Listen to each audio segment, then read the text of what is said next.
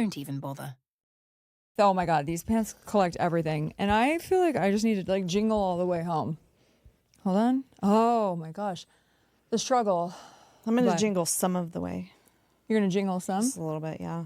You got to jingle hard. Yeah. So happy Christmas. I feel Merry like I have to Christmas. say it. Merry Chrysler. That's my favorite.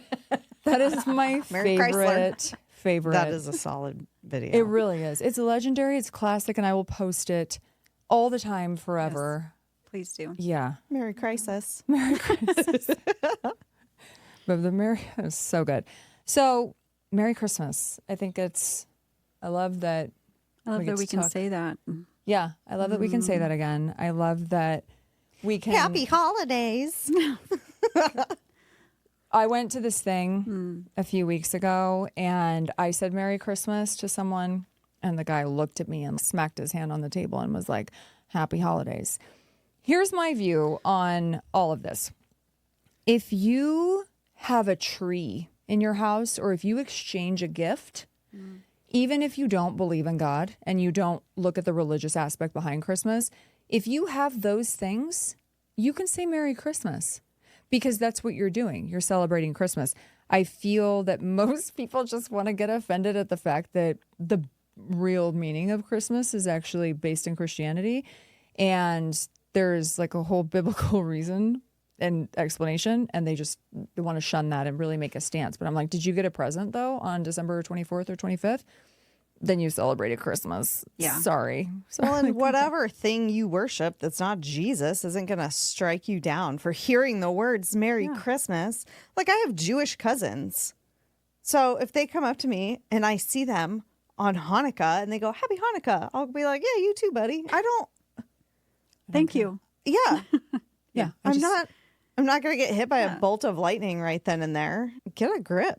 It's just, I think it's this idea of everybody wants to put names on everything. They want to label everything. They want to have it contained in a box so it can make sense. Well, if you don't celebrate Christmas, if you celebrate something else, go celebrate it. You have permission to do that.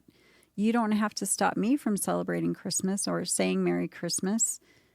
Yeah, just because somebody tells you don't- Merry Christmas doesn't mean they're going to break into your house and put up a tree, like a nativity in your front yard. not going to reverse Grinch on you. But in the spirit of it being actually Christmas, I think that we should talk about our either funniest, favorite, most nostalgic Christmases in life. The funniest, whatever it is. It could be the most dramatic that you experienced once. And I have a former family member. She's still a family member. She just has chosen to not be a family member. But she's given some great, I'd say, content. But, I mean, she would say it's sad. Okay, so before we do that, welcome, Carmen. Thank you. It's good to be here. Yeah. So glad to be invited to be part of your cult. Yay. Yes, We thank love you. it. And also, for those who are not watching, there is a YouTube if you're interested in our Christmas drip. But Carmen is wearing the most unhinged llama Christmas sweater. I love it. His name is Carl. Complete with tassels and a poofy ball on the end of Tassels his... in the appropriate places, I will say. The poofy balls, yeah. The And poofy tassels. ball, the tassels. It's like a touching sweater, you know? Yeah, you can touch it. I will. And Katusha's wearing some obnoxious Christmas slippers that jingle. And I have a penguin sweater that I got as a legitimate gift from my Grammy. And then I refused to wear until I wore it ironically. And now I just wear it because it's funny. But it's not really Christmassy. It just has a weird penguin on it. I love it. Which is not my style at all. Totally but not, but I love it. We wear it. It's 'tis the season. I couldn't find a good Die Hard t-shirt that I really liked. So I'm still on the hunt for one. I think I have found one. I just have to order it. Okay. Well, that's... So yeah, I next year, next year on Christmas. I'll have my Die Hard Christmas For her shirt on. Christmas episode. Perfect. Well, I'm still rocking Santa's slippers and a matching Santa shirt. Because, you know, why not? For all you non-Jesus people and just, you know, Santa. Here he is. Christmas, best Christmases in your life. What would you say is, sorry, not best Christmases, but best memory? Noteworthy Christmases. Noteworthy Christmases. Let's do it. Noteworthy Honorable Christmases. mention Christmases. I don't have a lot of them. There was one Christmas where my kids sang happy birthday to Jesus. I have that on video. That's very cute. But generally, because my parents were divorced, we've discussed, I don't love Christmas. I love it for the religious aspect of it now that I'm a Christian, but my parents have been divorced since I was less than 2 years old. And so some years I spent Thanksgiving with my dad and Christmas with my mom, or Thanksgiving with my mom and Christmas with my dad, or some years both, or some whatever. Sometimes grandparents were there, sometimes they weren't. There were no traditions for me. And so I don't have a lot of jolly Christmas memories. The one that I can think of from my childhood was I was at my dad's house, and my dad's mom decided we were going to have a white elephant exchange, except that she bought all the gifts and I went with her to Albertsons in the 80s. Nice. And there was a Super Ball and a hairbrush and a loaf of bread and a 6-pack of O'Douls and all these just unhinged gifts. And I was really the only person at this party who had any business needing a hairbrush. And I remember being pissed because I picked out the hairbrush and I didn't get it. I got the loaf of bread. Nice. And my cousin, who was only a year older than me, like we were in elementary school, he got this 6er of O'Douls and he was stoked. Perfect. I'm pretty sure all the cousins drank those because that's how our family is. But there's a picture of me holding this loaf of bread with just obvious disappointment on my face that is now one of my favorite pictures because it's so ridiculous. Good memory. Has a good story, like a good story and a good memory attached to it, though. So that's something you'll always remember. I love looking at old things for Christmas. What about you, Carmen? What's your... Oh, gosh, I was lucky. So let me set the scene for you. Grandma and Grandpa lived 2 miles away from us up this little narrow road in Filer, Idaho. We got a lot of snow when I was a kid. Right? We used to, remember? Yeah, In I Idaho? remember. Tons of snow. And I just remember driving to their house on Christmas Eve. Snowbanks as high as you could see, just snow everywhere. They didn't plow the roads. You got through, right? You had a tractor and you plowed the road yourself. And getting stuck was exciting. Probably not so exciting for my dad, but it was exciting for us kids. But we would get there, and my grandparents every Christmas Eve would throw the biggest party.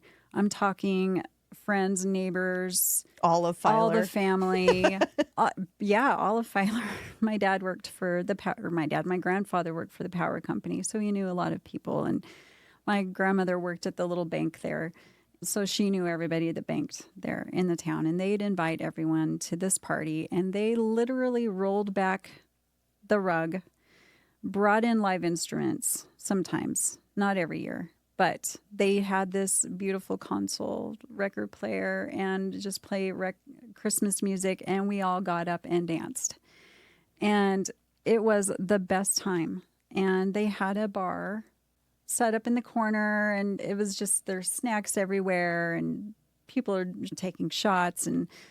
But the most exciting part of that as a kid was Santa finally coming in to put all the kids on. Turns out Santa was my mom, and I didn't know that for many years. And I'm still looking at pictures going, I don't know, maybe that was her. It was Mom. But of course she had, and I remember thinking, gosh, this Santa has very pretty features. I was thinking Very delicate. yeah. And her hands are so pretty. Anyway, but Santa would come in and put all of us on her lap to just tell Santa all the things that you want. And there was it's a radio tower, but at the top of this radio tower, about a half a mile from my grandparents' house, there was a blinking red light, and that was Rudolph. And you better be cute. ready. Yeah. And then, so that was, the best. Every year we did that. And we'd all dress up to the nines. Even the kids would dress up for this. And then the next day on Christmas, we'd all get together early in the morning and be together all day and have a nice dinner that night. But again, it was a big deal, and we would all dress up very nice on Christmas. And the conversation, nobody had cell phones out back then, right? You were focused on each other and just having a good time together, going out and playing in the snow. I remember building tunnels and igloos and being able to do that, right? And running through these tunnels through the yard. Such a good time. And then it all just kind of came to a halt when my mother passed. I was 11 years old. But I think because, and had many years of not so great Christmases, but because I had that experience as a child, I try to recreate it now for my own children when they were young, trying to build those traditions, the time of getting together for meals, even when it's not Christmas. Your Sunday meals, those are a big deal. But just trying to recreate the traditions with the kids. And they know that they can count on their stockings. They know they're going to get the deviled eggs and the no-bake cookies and the fudge, and that they can count on us getting together every Christmas Eve. And so that's important to me. And it's so exciting, especially now when all of them have moved out. They're coming home for Christmas. And for me as a mom, man, that's the biggest gift right there, to have all the kids come home. So I miss the general vibe and just surrounding feelings around Christmas growing up. I see all these things online about now with AI, how they're doing. I saw one recently that was Christmas Eve, 1983. And I look, and it was this house, and it's the fireplace and the tree and the wood paneled walls. Was it the brick fireplace that everybody had? Yeah. And you just look at that and you think, my gosh, what a different, simpler, more beautiful to me time, because it actually meant you were all present for your family with the conversation, with the games, whatever it was. I had that, and all my family was together, and my mom's the oldest of 5. And so to be able to be there, and my grandma died when I was 7.5, but my grandpa then, it was, we all went to his house, and then there were stockings on his mantle. And then when we went back on Christmas Day, he had put money in all the stockings. And there were these little things that you go to church that day. And then as we all got older, my uncle took it over at his house because it could accommodate more people. And then he started doing, we had a different name for it that I probably won't say on air, but he would do like a schedule. So hold on. It was Nazi Family Christmas, but it was really good. love that. So my uncle took it over because he had a big house that could accommodate everybody. And because we were older and because we needed to move more and all of the things, we wanted to be outside. San Diego is always really good mid-70s for Christmas Day. So that's pretty much what you're getting. No white Christmas there. But we would just do, it evolved into something else where he would have these cool brackets of either Italian card tournaments, where then it would legitimately be the bracket, to stuff outside, and bringing back an aspect of childhood that you forget about in terms of relay or whatever it is. And it was fun, but it was always time together. And I love that. And I remember that so vividly, especially when I was really little. I was the only grandchild alive when my grandma died, so I'm the only one who knew her. I was the first and the best, obviously. Now there's many of us, but it was cool being the little kid. My grandparents had this huge, you walked into their house, and then there was the formal dining area, and they had this huge village that was on the floor, and then layers of this. I don't know where the town was, but I really liked it. And just to be able to, it was like a reverse Barbie. You're not allowed to really play with it, but you can look at it and imagine and just play with the family, going to church and whatever it is. But I loved that. And I think for me, the thing I miss most about even childhood Christmases is just the general feeling all over. You got out of school, you had a 2-week break, you got to do the things. Now, I don't want to go to the mall. I don't want to do anything. I want to be chill and mellow. And I do like just being chill and mellow in my house now. That's how I've grown now, where I'm like, I just want to be home. But I miss those wood pan. You can just feel it. You can almost like know what it smells like. That linoleum that everyone had in their house, it was the orange, brown, cream pattern that I've seen in so many things online. And I think those was real. I remember that. And the Formica countertops. Yes. Yeah. All of it. I did spend a Christmas in Australia when I was in high school. Which was an absolute trip to be in shorts and a t-shirt. It was 98 degrees. Wow. Santa surfs up on the beach. It's wild. It was so much fun. And everybody, we were staying at, it's called a farm stay. And you just go and stay. This is like before Airbnb. That wasn't a thing, but you go to a farm stay and you stay at these people's house. You just join their family for like a week. And everybody in Australia on Christmas Day drives to the Rellies and you go to your relative's house. There's more traffic on Christmas Day in Australia than any other day, I think.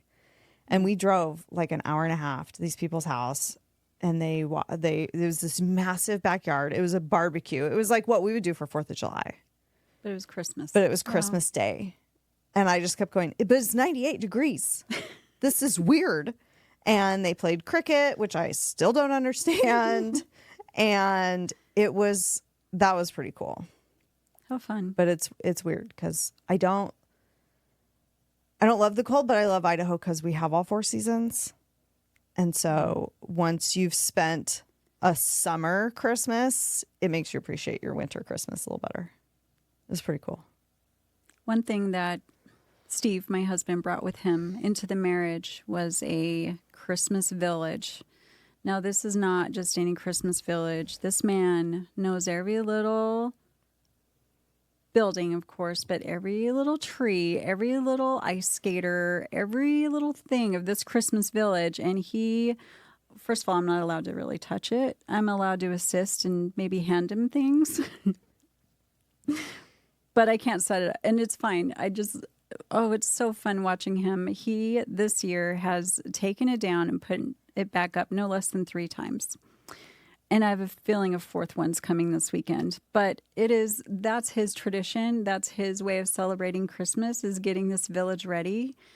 And the kids come into the house and they just go over to the village and they're just like, wow, so you've got this guy set up over here this year. And it has a Christmas tree farm that comes with it. And it has to be just so. All the trees have to be set up just, I had no idea he was so OCD until this Christmas village. But it is a tradition now. And I didn't realize how much I love Christmas villages so much now. And he's very particular about the brand of Christmas village that he wants. And he picks them out. He picks out buildings way ahead of time. So we're going to get this one this year. We're going to get another one this coming year. Yeah, it's a whole thing. That's what I was going to ask. Does he accumulate? Does he add? Does his town grow? You know what I mean? It does. Yeah. Is it like a booming town where it's still growing, or has development slowed? He started in college with his 2 little buildings, and it has expanded. He now has 2 saloons, of course. There's a church in there somewhere. I tried to add a bingo hole. Bingo hall. Let's try that again. Mm-hmm. No, I'm not. No. Mm-mm. It's kind of like you've seen the commercials or the videos where the man is there with his wife at the produce and she picks out tomatoes and he puts them in the bag and he tries to hand her a tomato right out of the bag. And she's like, no, that's not good enough. That's me and my husband with his Christmas village. I'm like, oh, that's a cute little building. No. And then he'll go pick it out a couple of years later. But I do love that he's been doing this for so long, though. Yeah. That's so cool. Yeah. And that it's just fun. So that shows his love for Christmas, which inspires the love in me and to make it real special for the kids. And someday we'll have grandchildren. Kids, I'm talking to you. My girls told me they're not having children when they were young, but I have hope. I have a lot I'd like to share with grandchildren someday. And that Christmas village is one of them. So, get on it. But only if you're ready. Yeah. Because I'm ready. And I'm all that matters. She's ready. But only if you're ready. No, I think that it's those moments where it like takes you back to childhood, though. So even for Steve, it's probably He's always wanted this, and now he has this vision. Yeah. So you can't step into that vision if he has the way he sees it and the buildings and the businesses that he needs in order to make this community thrive. There are so many different layers of that when someone gets fixated on a Christmas village. My mom is like that. She loves her Christmas village. So I've had one growing up, but my grandparents was just very old school because it was so old. And it was, I don't know, there was something different about the way they made things so many years ago to obviously now. But my mom had so many pieces of her Christmas village that she procured at like Mervyn's. I loved Mervyn's. Yes. I feel like Kohl's is trying to be the new Mervyn's, but it just Kohl's can't is quite a get bit there. of a stress. I don't like Kohl's. I can't get on board with Kohl's. It's stressful. But Mervyn's was legit. Yeah. And that's where she got most of these things. So she has added to it, over the years, over the past, I'd say, handful of years. But she loves her Christmas village. And I just don't have the patience. I did, when I decorated for Christmas, though, and I told Megan, I put out my nativity set, okay, on a shelf near my fireplace, put out this nativity set. And it's survived so many years, and it's still in a box, and I still have them in the plastic, and every piece has its own container in the styrofoam holder, case, whatever. So I put, I take it out. It's written. Back in the day, my mom had written in each slot, Blue King, Purple King, Mary. So now you know where everything goes. It's perfect. The best part of it is that it survived a long time. I had one little mishap with the staff of one of the wise men, but it's been happily glued back and you would never be able to tell. But the best part is that when you open that box, on the inside of the lid, the receipt is taped to it. Okay. Yes. $19.99. Price Club, 1994. Like the year 1994. Price Club. And I'm like, oh my gosh. And she got away with one break, and it's still, but it's the best nativity set. I love it. So I like putting that out every year because I think, this is really old. You're talking about a 31-year-old, right? Did we do math right? 31-year-old nativity set. My daughter was born in 94. She's 31. That's crazy. Yeah. So just those We're just moments of... Yeah. All right, what about did you have anything funny happen to you on Christmas? Funny, borderline terrifying. Let's do that because let's do funny, could also be terrifying. You want me to go? You have a funny one. I do have a funny one. Okay, so we were given an elf on the shelf. I don't know that I would have bought one, but we were given it. And so, let's do it. And I've this year seen a bunch of things like, we don't do elf on the shelf because we're not trying to teach our kids about surveillance states. But let's be real, they're all listening to us anyway, so get a grip. But we had a blast with the elf on the shelf for years and years. We had a really fun time. But as the girls got older, it was harder and harder for me because I am an old lady and I would like to be in bed by 8:30 or 9 o'clock. And these children do not fall asleep by 9 o'clock, no matter what time we put them in bed. And so they're only a year and a half apart. And when the older one was in third grade, she snuck downstairs and caught me moving the elf. And she ran back upstairs. And so I was like, I think she saw me, but I don't know. And then she came back down about 3 minutes later, just sobbing her little eyes out. Okay, I'm sorry. Here's the truth. But now you get to be part of the magic for your sister. And it was fascinating to sit there and watch the wheels turning in her head and watching all of the dominoes fall. Therefore, Santa isn't real. Therefore, the Tooth Fairy's not real. For some reason, they never believed in the Easter Bunny. Like, they thought the Easter Bunny was probably a thing, but they knew that the parents hid the eggs. I don't know where that schism happened, but...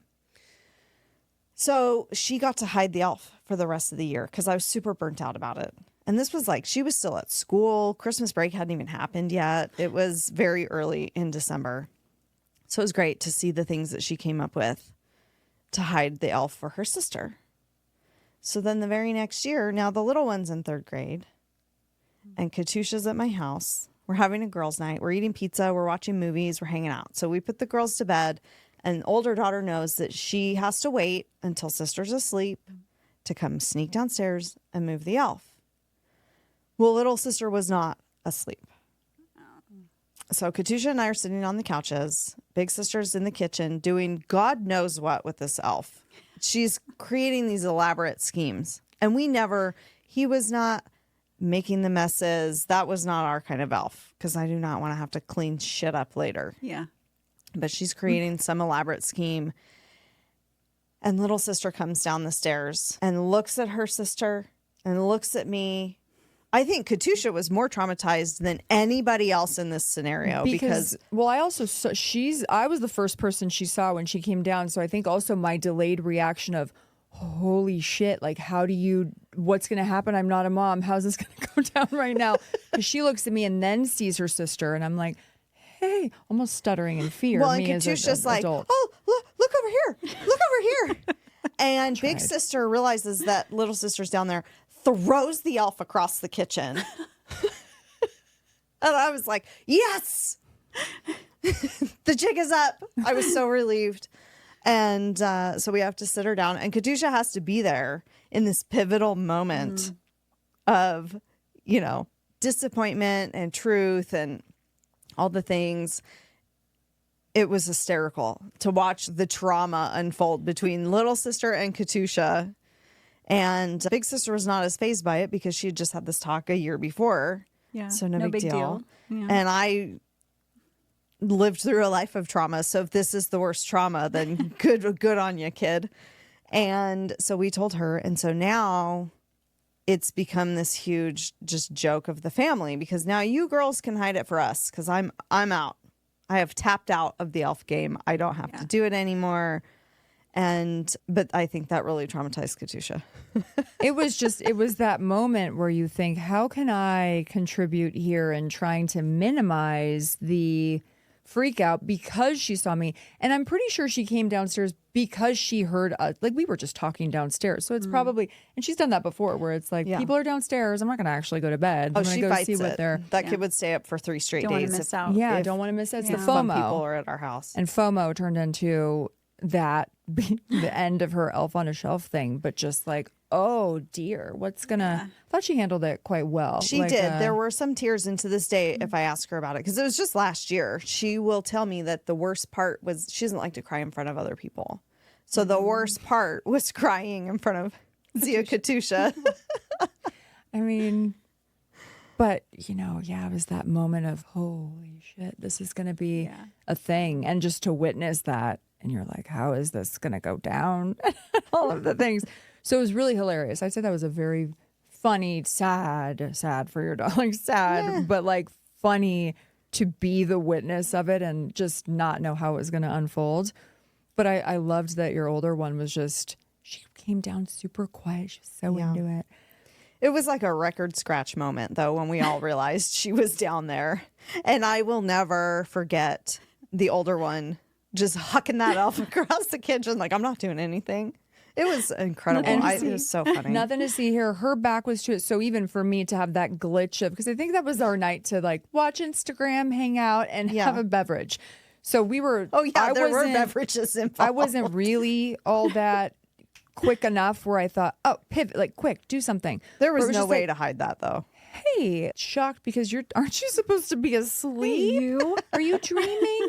Do you need to be shuffled back? But it was just, everything was so open. So yeah, that was a very interesting experience even for me. So it was funny. But I'm glad that she wasn't too traumatized about it. It's not bad. Well, yeah. And then we had to go through the same, all the dominoes are falling. Oh, well, if the elf isn't real, then therefore, are you freaking Santa? Yes, we are. Wait a minute. And... and the tooth fairy and all of those things. And because my girls would write letters to the elf. Oh. They would write letters to the tooth fairy. I mean, it was a whole production. So I'm so relieved that that chapter is behind us. It was great while we were in it and I appreciate it, but I am too tired for that now. Yeah, I could imagine it being a lot. You know what I mean? If it goes too far and too long, it has to be a lot. I love the humor of the people that I surround myself with. So my friends have my same humor. My family, the majority of them, with the exception of one, has the same humor, this dark, inappropriate, random humor.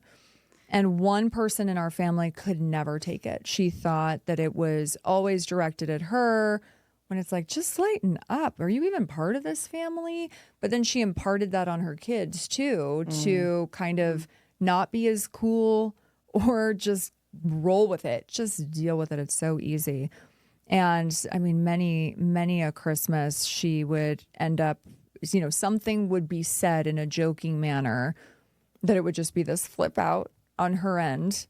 But that's funny. What people don't understand is that that's going to be funny if you have to exit the room and go lock yourself in another room, because it's like, really? I'm sorry. Of all the things, that's what you're gonna, okay. But she was obsessed with horses in a weird, that's like a weird obsession. You don't own a horse. Why are you obsessed with horses?